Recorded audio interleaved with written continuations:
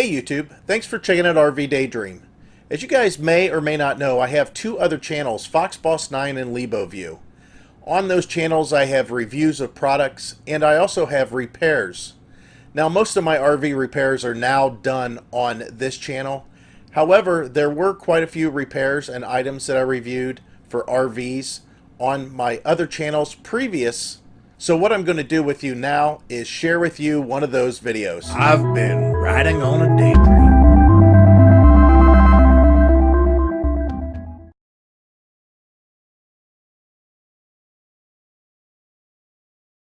Hey YouTube, thanks for checking out my channel. I'm going to try to keep this brief, but I wanted to show you something that I found out and I didn't see any information anywhere else on it.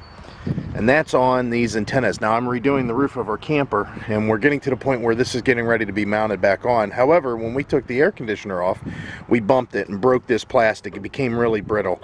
Now I took this apart because I wanted to see inside here. There's a circuit board that's inside of there that helps with the signal. But this is a part number RV3090. It's an old one. This is a 1992 camper, and this is a Sensor 2 wind guard, the brand wind guard, which has been around a long time. Now, what I found out is they came out with a Sensor 3 and a Sensor 4. Now, the Sensor 4, the Sensor 3, and the Sensor 2,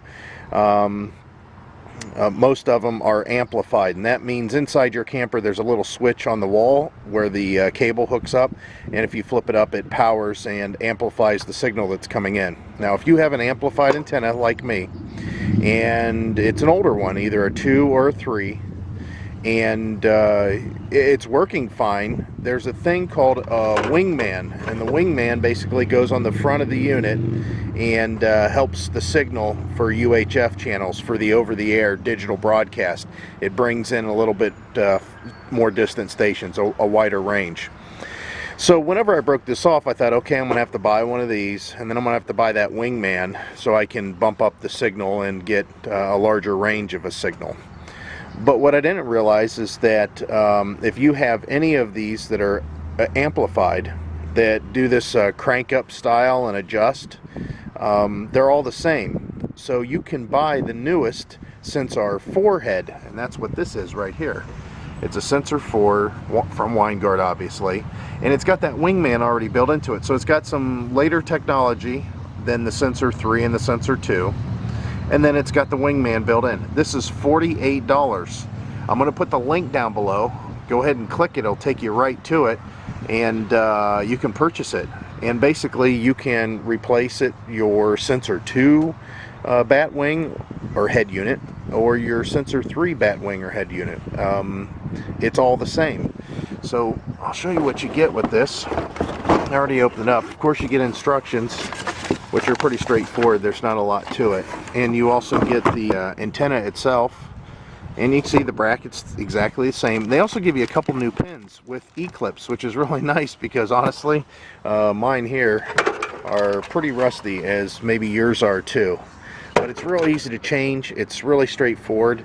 So if you have an older WineGuard antenna, and again it's amplified, which would, the way you know that is there's a little switch inside on your wall that amplifies your signal. If it cranks up and it adjusts, these bat wings here, or head units, are all the same for Sensor 2, Sensor 3, Sensor 4. You can use the Sensor 4 head, and that's the latest and greatest, and it will do just fine. And the reason I say that is if you're unfortunately buying a new one of these because it broke, like in my case, and then you think, oh, I'll upgrade to the wingman also as I'm buying the new, you don't need to. Just buy the Sensor 4. It's got it all built in. Alright, so again, click the link down below. It's going to take you right to the site and purchase it. I appreciate your time. Bye.